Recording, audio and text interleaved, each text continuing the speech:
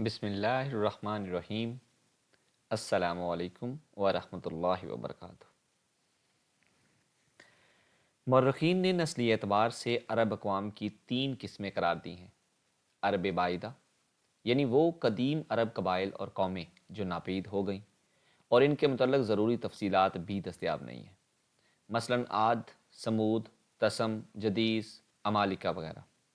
عرب عاربہ یعنی وہ عرب قبائل جو یارب بن شجب بن قحطان کی نسل سے ہیں، انہیں قحطانی عرب کہا جاتا ہے۔ عرب مستعربہ یعنی وہ عرب قبائل جو حضرت اسماعیل علیہ السلام کی نسل سے ہیں، انہیں عدنانی قبائل کہا جاتا ہے۔ عرب عاربہ یعنی قحطانی عرب کا اصل گہوارہ ملک یمن تھا، یہی ان کے خاندان اور قبیلے مختلف شاخوں میں پھوٹے، پھیلے اور بڑھے۔ ان میں سے 2 قبیلوں نے بڑی شہرت حاصل کی۔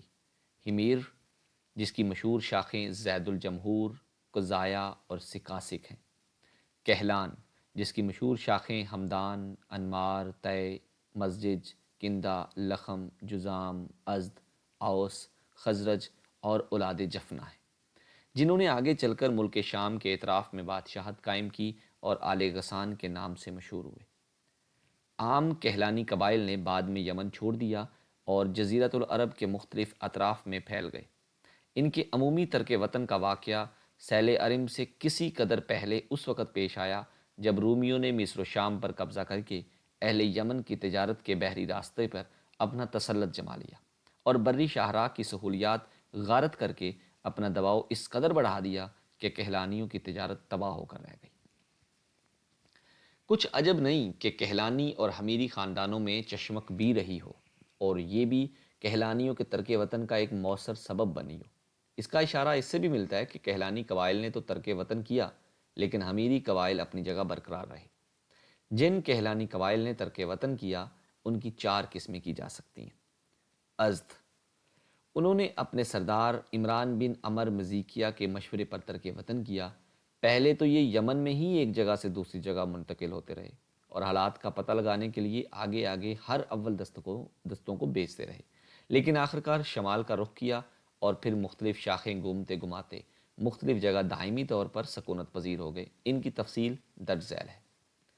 سالبہ بن عمر اس نے اولاً حجاز کا رخ کیا اور سالبیہ اور زیکار کے درمیان اقامت اختیار کی۔ جب اس کی اولاد بڑی ہو گئی اور خاندان مضبوط ہو گیا تو مدینے کی طرف کوچ کیا اور اسی کو اپنا وطن بنا لیا۔ اسی سلبہ کی نسل سے اوس اور خزرج ہیں جو سلبہ کے صاحبزادے حارثہ کے بیٹے ہیں۔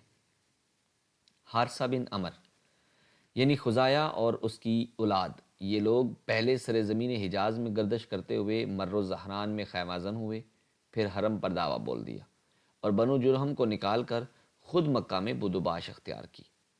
عمران بن عمر اس نے اور اس کی اولاد نے امان میں سکونت اختیار کی، اس لیے یہ لوگ ازد امان کہلائے۔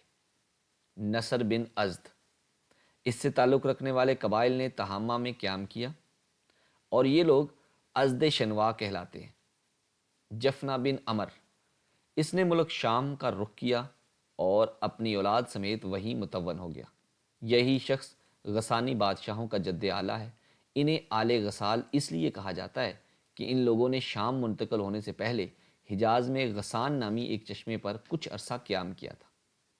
لخم و جذام انہی لخمیوں میں نصر بن ربیع تھا جو ہیرا کے شاہان آل منظر کا جد اعلیٰ تھا۔ بنو طے اس قبیلے نے بنو ازد کے ترک وطن کے بعد شمال کا رخ کیا اور اجا اور سلمہ نامی 2 پہاڑیوں کے اطراف میں مستقل طور پر سکونت پذیر ہو گیا، یہاں تک کہ یہ دونوں پہاڑیاں قبیلہ طے کی نسبت سے مشہور ہو گئی۔ کندہ یہ لوگ پہلے بحرین موجودہ الاحساء میں خیمہ زن ہوئے، لیکن مجبوراً وہاں سے دستکش ہو کر حضر موت پہنچ گئے، مگر وہاں بھی امان نہ ملی اور آخرکار نجد میں ڈیرے ڈالنے پڑے۔ یہاں ان لوگوں نے ایک عظیم الشان حکومت کی داغ بیل ڈالی، مگر یہ حکومت پائیدار نہ ثابت ہوئی اور اس کے آثار جلد ہی ناپید ہو گئے۔ کہلان کے علاوہ حمیر کا بھی ایک قبیلہ قزایا ایسا ہے اور اس کا حمیری ہونا بھی مختلف وفی ہے، جس نے یمن سے ترک وطن کر کے حدود عراق میں بادیت السمادہ کے اندر بود و باش اختیار کی۔ تھوڑا سا جائزہ لیتے ہیں آج کے سوالوں کے ساتھ۔